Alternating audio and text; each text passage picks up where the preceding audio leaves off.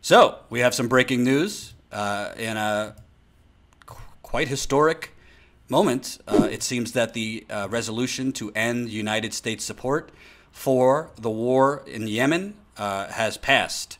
The resolution to advance it to a vote on the floor, I believe. This is from Chris Murphy.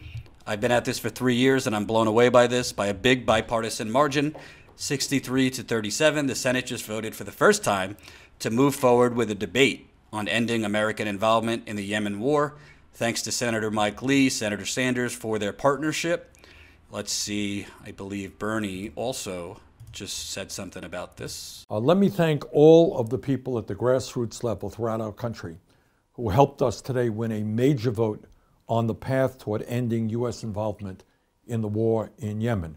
But let me caution everybody, given the extremely obscure and complicated rules of the United States Senate, this fight is far from over. What we won this afternoon was a vote to discharge our resolution out of the Foreign Relations Committee. And that was a major, major victory. But what we have got to do is continue our effort to make sure that we end up winning the resolution to proceed, to go forward. And then finally, we have got to win final passage on this legislation. And what we did today was of enormous significance. This is a really important step forward. And what this fight, as you all know, is about is three fundamental things. Number one, what's going on in Yemen now is a horrific humanitarian disaster. We're talking about the reality of 85,000 children in the last few years starving to death. And what the United Nations tells us is that millions more people are facing imminent starvation. In Yemen today, which has always been a poor country, but in Yemen today, what we're looking at is 10,000 new cases every single week of cholera, which then lays people open to all kinds of other illnesses and death. So what we are saying is that the United States of America, in our resolution, has got to get out of that war. And instead of being part of the killing in Yemen, we have got to do everything we can to bring peace to that country and humanitarian aid so that we stop this horrific humanitarian disaster. Second thing that this resolution does is it tells the despotic dictatorship in Saudi Arabia that we are no longer going to be an appendage to their military adventurism. While Yemen has always been a poor country, the famine and the death there right now, the people dying, is a result of Saudi-led intervention in an ongoing civil war. And what we are saying in this resolution, which moved forward today, is that the United States will not continue to be part of that intervention. And the third point that we are making is that after decades and decades where the United States Congress, under both Democratic and Republican presidents, has abdicated its constitutional responsibility to be the body that, under our Constitution, determines whether the United States engages in war. It's not the President of the United States who decides whether we get into a war in Yemen or anyplace else. Constitution, Article 1 of the Constitution is very clear. It is the Congress. So what this resolution does for the first time is it says Congress is going to take back its constitutional responsibility for engaging in war. So this is a very, very big deal. But we have got to continue going forward together. I wish I could tell you exactly when the next votes on this resolution will be. That's something that is being worked on right now in the Senate. As you may know, any one senator can object to a unanimous consent and prevent us from going forward in a way that we would like to. So we don't know exactly when the vote for final passage will be. Maybe it'll be tomorrow, maybe even tonight, maybe next week, I don't know. But let us keep going together. Let us put pressure on the United States Senate, and let us make it crystal clear to the world that the United States of America is not going to continue to be part of this horrible Saudi-led intervention in Yemen's civil war, which is causing so much death and so much misery. Let's keep going together. Thank you very much. That's Bernie Sanders, and like he said, it's not a complete victory, but it is for the first time. A sign that we'll actually have a debate on the war. And I think why a debate on the war would be so powerful is really, this notion that Saudi Arabia is a big strategic partner for the United States and is crucial for our security. It's bullshit. It's total bullshit. Saudi Arabia is not instrumental to the United States security. Saudi Arabia is beneficial to the United States of oil. Saudi Arabia is beneficial to the military-industrial complex.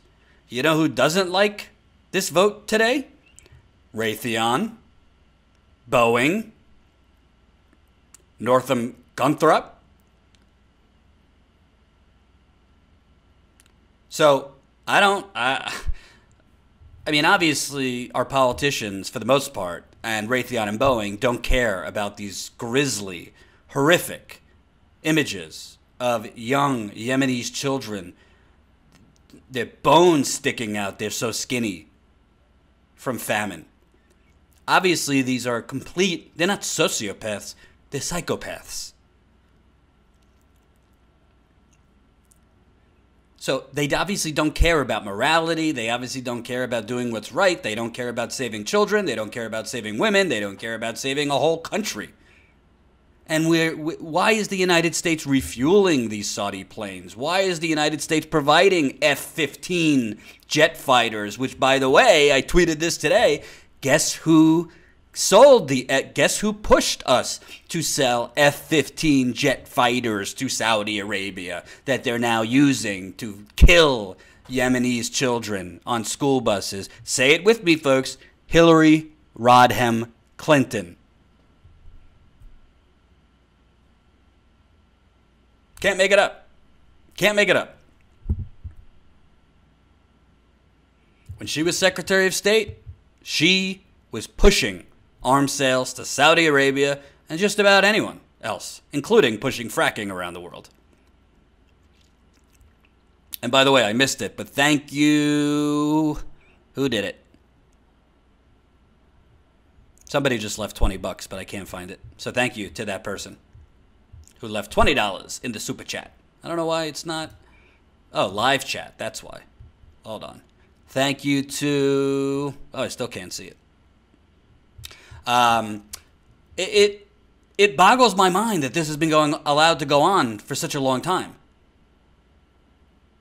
But it's Mr. Black. They simply don't care, Jordan. Sadly, they don't have a moral compass. Give humanity a chance. You're right. You're absolutely right. When you hear these people, first of all, Trump doesn't want to, pin and call journalist Jamal Khashoggi's murder. He doesn't want to go after the Saudi crown prince who basically commissioned the assassination of Jamal Khashoggi. He doesn't want to do that because, well, Saudi Arabia, they're very, very important to our national security. In addition, we get a lot of business. I give Trump credit. At least he's not hiding why we do things. He's saying, hey, my donors here make money from Saudi Arabia. We have a war economy.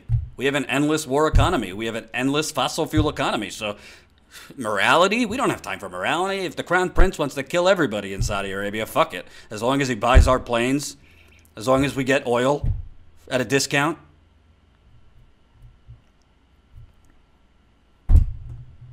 That's the truth. And, I'm not a religious person, but I'm Jewish, so I know history. FDR didn't do a damn thing for the Jews during the Holocaust. Well, It might be a different form of genocide, but what do you call what's going on in Yemen? Tens of thousands of people have died. Children have been killed on school buses as bombs from the sky from the United States. Weapons that the United States makes and sells to Saudi Arabia are going down and killing innocent children. For what reason? Saudi Arabia says because Iran is taking over. Give me a fucking break.